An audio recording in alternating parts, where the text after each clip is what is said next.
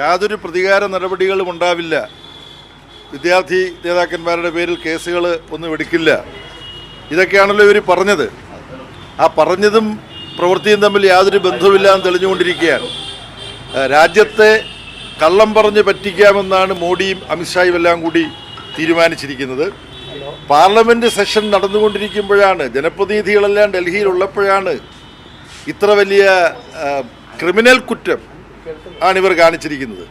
ഇപ്പോൾ സഖാവ് ജോൺ ബ്രിട്ടാസിൽ നിന്ന് ഞാൻ മനസ്സിലാക്കിയ വിവരം, ഐഡൻറ്റിറ്റി ഇല്ലാത്ത, പോലീസ് വേഷത്തിലല്ലാത്ത ആളുകൾ വന്നിട്ടാണ് യഥാർത്ഥത്തിൽ സോനം വാങ്ചുക്കിനെ എങ്ങനെയാണോ സമരസ്ഥലത്ത് നിന്നും തട്ടിക്കൊണ്ടുപോയത്, അതുപോലെ ഐഷി ഘോഷിനെ പാർട്ടി ഓഫീസിൽ നിന്ന് തട്ടിക്കൊണ്ടുപോകാനുള്ളൊരു പദ്ധതിയാണ് മോഡിയും അമിത്ഷായും ഡൽഹി പോലീസും കൂടെ ചേർത്ത് തയ്യാറാക്കിയതെന്ന് വേണം അനുമാനിക്കാൻ. ഇതൊന്നും വിജയിക്കാൻ പോകുന്നില്ല. വിപരീതകാലെ വിനാശബുദ്ധി എന്ന് പ്രസിദ്ധമായിട്ടുള്ളൊരു ചൊല്ലുണ്ട്. ഇതാണ് മോഡിയുടെയും അമിത്ഷായുടെയും ഈ പിത്തലാട്ടങ്ങൾ കാണുമ്പോൾ ഒരു പ്രതികരണം എന്ന നിലയിൽ പറയാനുള്ളത്.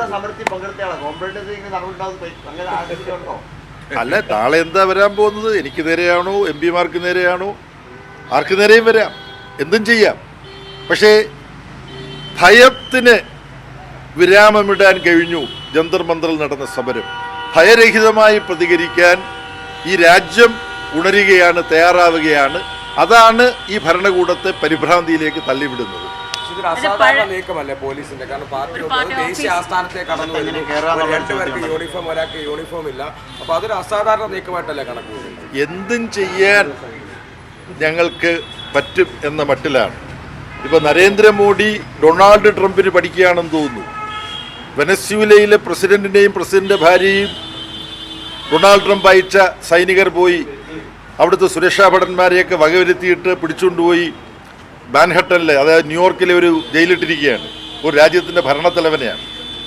ഇറാനിലെ ഭരണ നേതൃത്വത്തിൽപ്പെട്ട ഒരുപാട് ആളുകളെ അമേരിക്ക ഇസ്രയേലുമായി ചേർന്ന് ആക്രമിച്ച് കൊലപ്പെടുത്തുകയുണ്ടായി ഇറാൻ.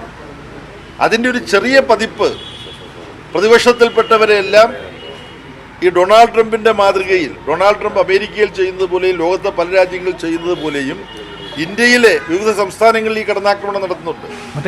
നരേന്ദ്രമോദിയുടെ ബംഗാളിലെ കോൺഗ്രസിൽ നിന്ന് തൃണമൂൽ കോൺഗ്രസ് വഴി BJP ചേർന്നയാളാണ് സുവേന്ദു അധികാരി, അവിടുത്തെ മുഖ്യമന്ത്രി. അയാൾ ഇതുപോലെ ബുൾഡോസർ ഇറക്കിയിട്ട് ജനങ്ങൾക്കെതിരെ യുദ്ധപ്രഖ്യാപനം നടത്തിയിരിക്കുകയാണ്. അതുപോലെ പല സംസ്ഥാനങ്ങളിലും നടക്കുന്നുണ്ട്. അതിൻ്റെ ഭാഗമായിട്ട് തന്നെയാണ് നരേന്ദ്രമോദിയും അമിത്ഷായും ചേർന്നിട്ട്. മോഹൻ ഭഗത്തും ഇതിനകത്തൊരു കക്ഷിയാണ്. RSS തലവൻ മോഹൻ ഭഗത്തും ഇതിനകത്തൊരു കക്ഷിയാണ്.